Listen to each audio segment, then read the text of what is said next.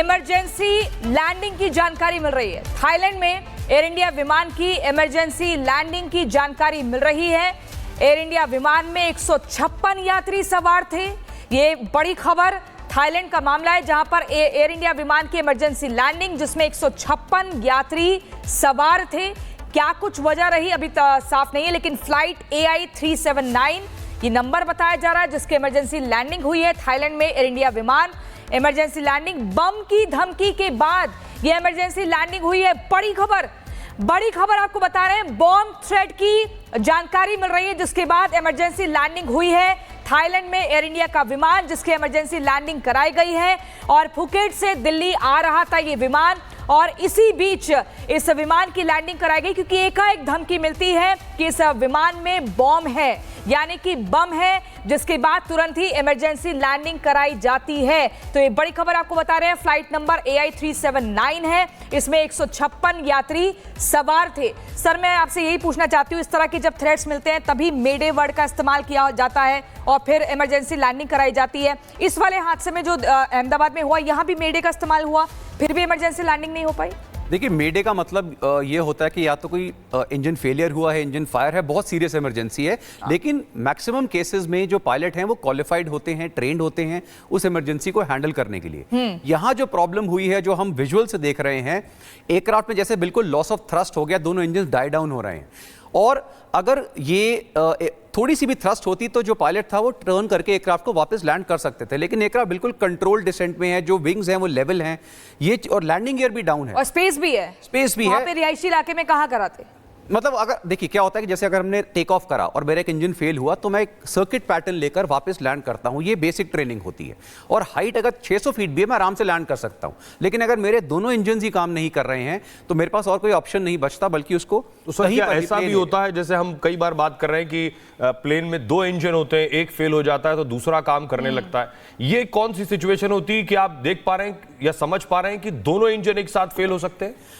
इसे हम कहते हैं 1 in a billion situation, rarest of the rarest cases. देखिए, इसमें रेयर और भी ये हो जाता है क्योंकि ये ड्रीम लाइनर है, इसके जो इंजन हैं वो नेक्स्ट जनरेशन GE के इंजन हैं।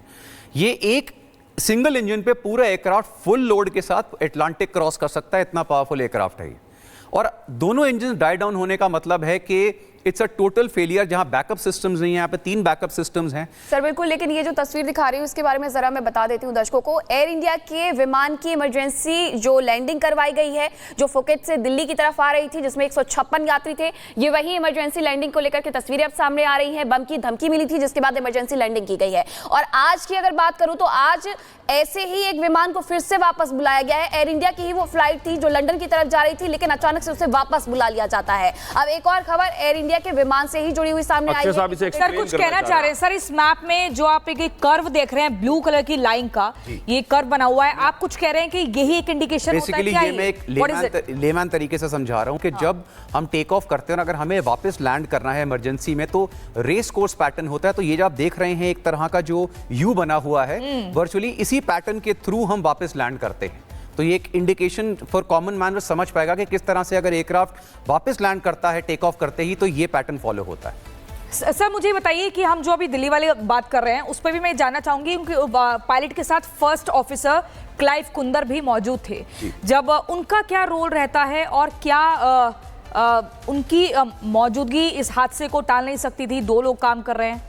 देखिए, जब भी कोई इमरजेंसी आती है उसमें दोनों मिलकर ही काम करते हैं। दोनों पायलट्स ट्रेंड होते हैं, कैप्टन के हाथ में मेजॉरिटी ऑफ दी एक्शंस होते हैं और को पायलट अपनी साइड के एक्शंस करता है। तो आई एम श्योर दोनों ने अपनी पूरी कोशिश करी होगी। ये तो चांस ही नहीं है कि एक ने नहीं करी दूसरे ने नहीं करी, ऐसा नहीं होता है। एयर इंडिया विमान की इमरजेंसी लैंडिंग की जानकारी मिल रही है। थाईलैंड में एयर इंडिया विमान की इमरजेंसी लैंडिंग की जानकारी मिल रही है। एयर इंडिया विमान में 156 यात्री सवार थे। ये बड़ी खबर थाईलैंड का मामला है, जहां पर एयर इंडिया विमान की इमरजेंसी लैंडिंग, जिसमें 156 यात्री सवार थे। क्या कुछ वजह रही अभी साफ नहीं है, लेकिन फ्लाइट AI 379 ये नंबर बताया जा रहा है जिसके इमरजेंसी लैंडिंग हुई है थाईलैंड में। एयर इंडिया विमान इमरजेंसी लैंडिंग, बम की धमकी के बाद यह इमरजेंसी लैंडिंग हुई है। बड़ी खबर आपको बता रहे हैं, बॉम्ब थ्रेट की जानकारी मिल रही है जिसके बाद इमरजेंसी लैंडिंग हुई है थाईलैंड में एयर इंडिया का विमान जिसकी इमरजेंसी लैंडिंग कराई गई है और फुकेट से दिल्ली आ रहा था ये विमान और इसी बीच इस विमान की लैंडिंग कराई गई क्योंकि एकाएक धमकी मिलती है कि इस विमान में बॉम्ब है, यानी कि बम है, जिसके बाद तुरंत ही इमरजेंसी लैंडिंग कराई जाती है। तो ये बड़ी खबर आपको बता रहे हैं, फ्लाइट नंबर AI 379 है, इसमें 156 यात्री सवार थे। सर मैं आपसे यही पूछना चाहती हूँ, इस तरह के जब थ्रेट्स मिलते हैं तभी मेडे वर्ड का इस्तेमाल किया जाता है और फिर इमरजेंसी लैंडिंग कराई जाती है। इस वाले हादसे में जो अहमदाबाद में हुआ, यहाँ भी मेडे का इस्तेमाल हुआ, फिर भी इमरजेंसी लैंडिंग नहीं हो पाई। देखिए, मेडे का मतलब ये होता है कि या तो कोई इंजन फेलियर हुआ है, इंजन फायर है, बहुत सीरियस इमरजेंसी है। लेकिन मैक्सिमम केसेस में जो पायलट हैं वो क्वालिफाइड होते हैं, ट्रेंड होते हैं उस इमरजेंसी को हैंडल करने के लिए। यहाँ जो प्रॉब्लम हुई है, जो हम विजुअल से देख रहे हैं, एयरक्राफ्ट में जैसे बिल्कुल लॉस ऑफ थ्रस्ट हो गया, दोनों इंजन डाई डाउन हो रहे हैं।